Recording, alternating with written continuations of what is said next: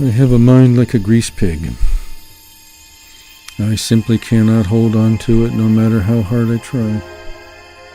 When I'm especially quick, I can get my hands on it for a moment or two, but just as quickly, it squirms from my grasp. The inside of my dwelling is peaceful and quiet unless I turn my attention to my mind. Then it bolts, terrified, I think, of being caught and caged. I seem to remember a time of continuity, when thoughts followed one another like a line of leafcutter ants creating order in the chaos of the rainforest. The problem, assuming it isn't actually the solution, is that I am aware of not thinking thoughts. Aware, rather, that my thoughts are thinking me, that they are not, in this sense, my thoughts. I wait for them to arrive and try to notice them before they squirm from my grasp.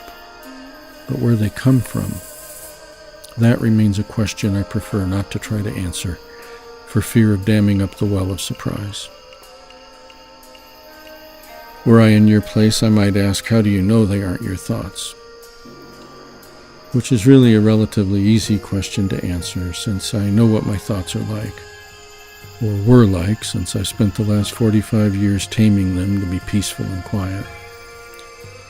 No, these are not my thoughts because I do not have the experience required to know them, to be able to articulate them. They think me, shaping me, forming me, transforming me, precisely because they are not my thoughts. They teach me, and I have to work hard to keep pace. If there are teaching thoughts, then it stands to reason that there are teachers thinking those thoughts. But if that is so, then where do they dwell? It is here that I step back again and inquire no further, since, as I already said, I prefer not to try to answer those questions for fear of damming up the well of surprise. The thoughts of the modern mind are not like the thoughts of the original mind. When I read books written by my contemporaries, I find they too often fall into the category of elephant words, flea thoughts. The opposite is true, however, of the savants of old, whose plain-spokenness did not conceal the profundity of their wisdom. Flea words, elephant thoughts. My own teachers in this lifetime have been like this, long on wisdom, short on words. Shattering chains with a well-tempered phrase or question instead of creating more chains by falling into excessive explanations.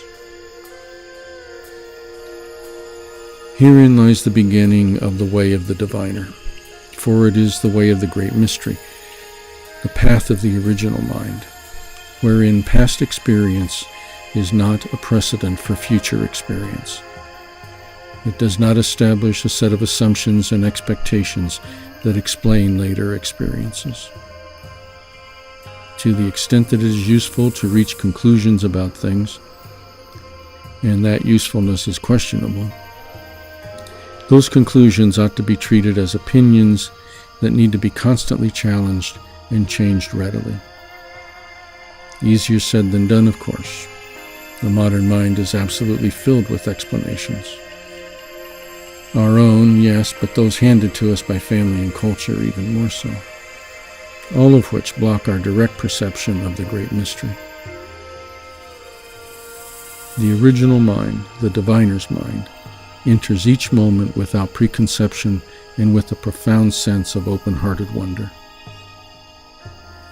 The original mind, the diviner's mind, listens to everything, to each thing, for the teaching it chooses to present at the time it chooses to present it. Things differ only in their sensitivity to the one, as Master Kai often said. Some things, such as water, for instance, are so attuned to the one as to be nearly synonymous with it. Other things, like the modern mind, are so desensitized to the one that they require dedicated self-discipline to restore their original at-one-ment. Wait a minute. Things choose to disclose their teachings. Things choose the timing of their disclosures. Yes, each thing is an integral part of the living world.